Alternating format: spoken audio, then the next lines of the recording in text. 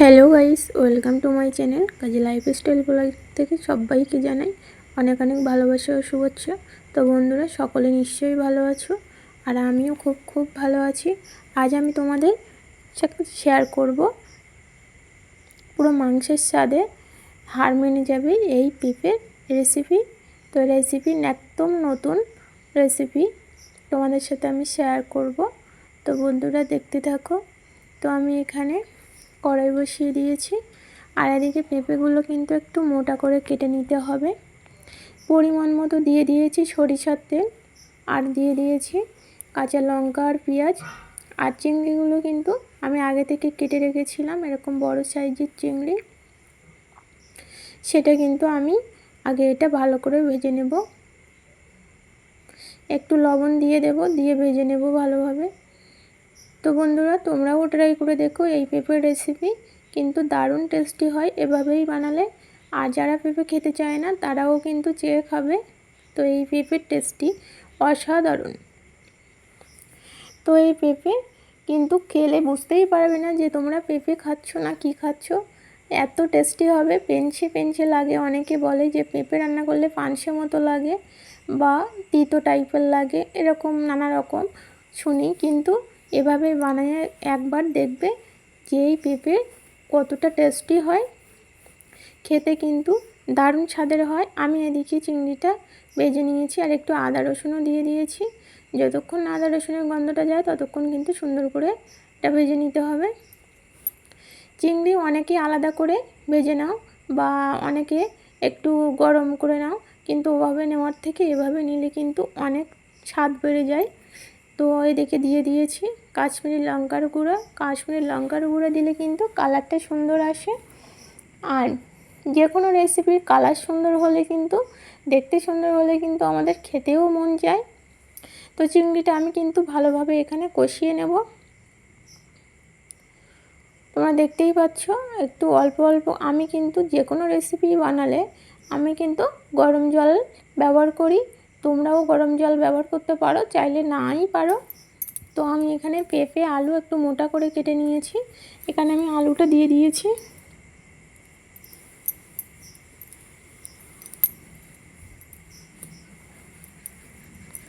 আর পেঁপে প্রথমে তোমরা কিন্তু খোসাটা ছাড়িয়ে নেবে, নিয়ে 4 ভাগ করে খোসাটা ছাড়িয়ে নিয়ে ধুয়ে নিয়ে তারপরে কাটবে। কাটার পরে ধুয়ে ফেললে কিন্তু পেঁপের গায়ে একটা যেন কেমন স্পট মতো পড়ে যায়, ভালোভাবে গলতে চায় না, কেমন একটা ভালো, খেতেও ভালো হয় না।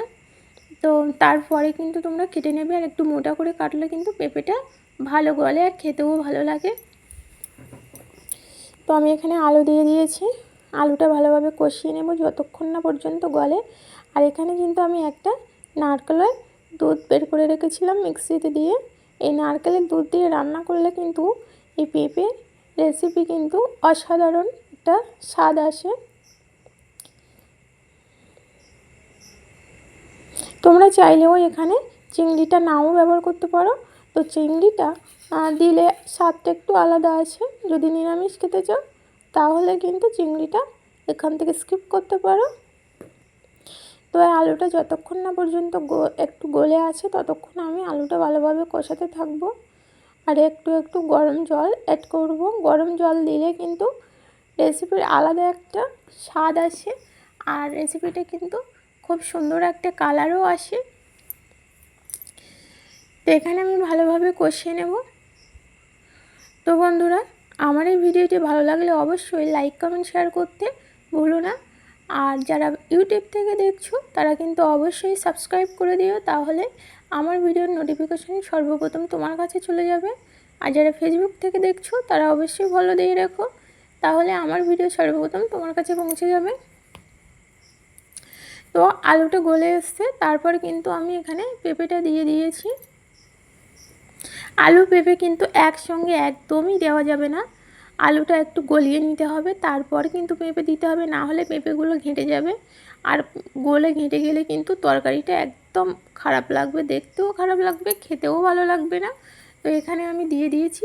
পেঁপেটা কিন্তু একটু গলে আসলে তারপরে কিন্তু হলুদ দেব। হলুদ কিন্তু আমি আগে দেব না। তো হলুদ দিয়ে নিয়েছি, নিয়ে এখানে কষাচ্ছি আর দিচ্ছি জিরে গুঁড়ো আর মরিচ গুঁড়ো। দেখো আমার কষানো পুরোপুরি হয়ে গিয়েছে। এবার আমি ঝোল দিয়ে দেব। এবার লবণটা স্বাদ মতো, তোমরা তোমাদের স্বাদ মতো দিয়ে নেবে। তারপর লবণ দেখে নিয়েছি।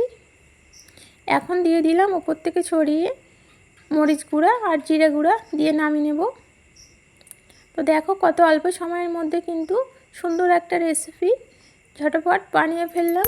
তো বন্ধুরা, তোমরাও চাইলে কিন্তু এভাবে পেঁপে রেসিপি বানিয়ে ফেলতে পারো। খেতে কিন্তু অসাধারণ টেস্টি হয়। আর ততক্ষণ সবাই ভালো থেকো, সুস্থ থেকো আর সাপোর্ট করো অনেক অনেক। তো বন্ধুরা, ততক্ষণ সবাই ভালো থেকো আর দেখা হচ্ছে নেক্সট ভিডিওয়ে। Okay, bye, tata, bye by.